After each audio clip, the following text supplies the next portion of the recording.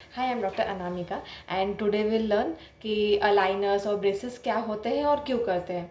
अगर आपके दांत टेढ़े मेढ़े हैं या जो दांत है वो फॉरवर्ड, जैसे अगर दांत ऐसे हैं एंड ये आगे की तरफ हैं, या फिर दांतों के बीच में गैप है, या दांत थोड़े से ऊपर नीचे हैं या बंद करने में प्रॉब्लम होता है, then we can do aligners या फिर ब्रेसेस। अलाइनर्स जिसका विराट कोहली या उसका ऐड करते हैं, जो फेमस हो गया है अलाइनर्स। सो कब किस एज में करते हैं, इसको एक्चुअली स्टार्टिंग अगर छोटे बच्चे में अगर करना है तो एक बार सारे अगर जो दूध के दांत हैं वो गिर जाए उसके बाद ही हम करते हैं, बिकॉज सर्टन एज तक हमारा जो जॉ है, ये जो ऊपर का बोन है, नीचे का बोन है, वो ग्रोथ होता है। तो विद इन दैट पीरियड हम तार का ट्रीटमेंट नहीं कर सकते। सो एक बार जब तक सारे परमानेंट दांत आते हैं तब तक आपका एक जो जॉ का ग्रोथ है वो भी कंप्लीट हो चुका होता है। So that's the best time, around 12 to 13 years या 11 to 13 ईयर्स, जब सारे परमानेंट दांत इरप्ट हो चुके हों, तब एक बेस्ट टाइम होता है ब्रेसेस या अलाइनर्स का ट्रीटमेंट करने का। जो मैं ब्रेसेस अलाइनर्स बोल रही हूँ, ये क्या है एंड इसमें डिफरेंस क्या है। ब्रेसेस जो हम नॉर्मल लेमन टर्म में बोलते हैं तार का ट्रीटमेंट या वायर का ट्रीटमेंट। अलाइनस इज़ बेसिकली ट्रांसपेरेंट, जो एक ट्रे की तरह होता है, वो ट्रांसपेरेंट होता है। जो अगर तार का ट्रीटमेंट जो वर्किंग पीपल हैं उनको एस्थेटिक वाइज नहीं अच्छा लग रहा है तो अलाइनस कर सकते हैं। And nowadays age restriction नहीं है, बहुत मिड एज या ओल्ड पेशेंट भी अलाइनस ट्रीटमेंट करा रहे हैं। अलाइनस एक चीज़ उसमें डिफरेंस क्या है या क्या क्या प्रिकॉशंस लेने पड़ते हैं, या उसके बेनिफिट्स क्या है, दोनों में डिफरेंसेस क्या है।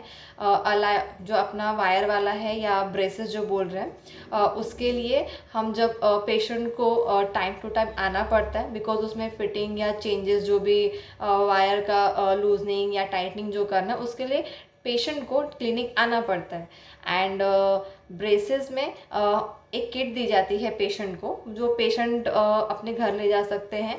एंड एक सर्टन पीरियड उनको बताया जाता है, उसके बाद वो खुद चेंज कर सकते हैं घर पे ही।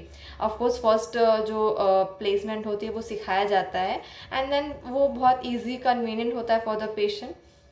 सेकेंड थिंग, तार आपने एक बार लगा दिया तो फॉर अ स्पेसिफिक पीरियड वो आपके दांतों में ही रहेंगे, उसको निकाल नहीं सकते। वेयरएज ब्रेसेस का ऐसा नहीं है, आप उसको निकाल सकते हो, बट जितना ज़्यादा हो सके उसको एक टाइम पीरियड होता है उतना पहनना ही पड़ता है। जो आपको कुछ खाना है या कुछ ऐसा एक्टिविटी या खाने पीने का, तो आपको निकालना पड़ेगा।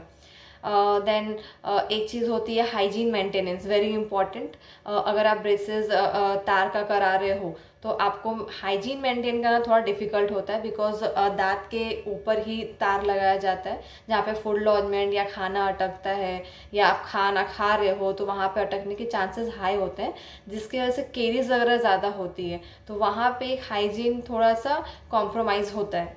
एंड बट या ऑफकोर्स अगर आप हाइजीन मेंटेन कर रहे हो तो वो अच्छे से कैरी फॉरवर्ड कर सकते हैं। अलाइनस में आप ऑब्वियसली अगर आप उसको निकाल रहे हो तो आप निकाल के ब्रशिंग एंड ऑल कर सकते हो। एंड दोनों का टाइम पीरियड एक मेजर जो थिंग है, जो हमारा तार का ट्रीटमेंट है, वो ट्रीटमेंट का जो रिज़ल्ट है वो लंबे टाइम के बाद देता है।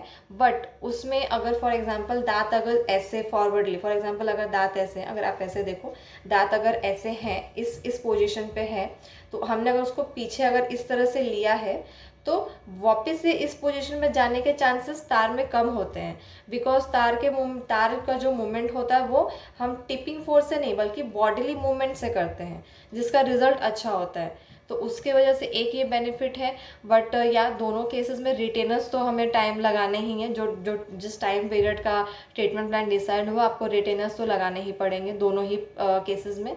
बट एंड अलाइनर्स में एक डिफरेंस ये है कि अलाइनर्स अगर अपने दांत ऐसे है तो वो जस्ट टिपिंग फोर्सेस से मूवमेंट करता है। वो अगर ये दांत की पोजीशन यहाँ पे है तो वो ऐसे मूवमेंट नहीं करेगा, जस्ट दांत ओरिजिनल पोजीशन पे ऐसे थे तो अगर ऐसे हैं तो वो टिपिंग ऐसे करेगा, दैट्स इट। तो ये एक ड्रॉबैक है अलाइनर्स में। बट या उसमें भी एक बार ट्रीटमेंट प्लान अचीव, या आपको जो जिस पोजीशन पे आपको चाहिए एस्थेटिक वाइज जिस तरह से चाहिए वो एक बार अचीव हो गया, तो वहाँ पे भी रिटेनर से हम उसको होल्ड कर सकते हैं। एंड कॉस्ट वाइज जो आपके डेंटिस्ट रिकमेंड करें, एंड सो थैंक यू।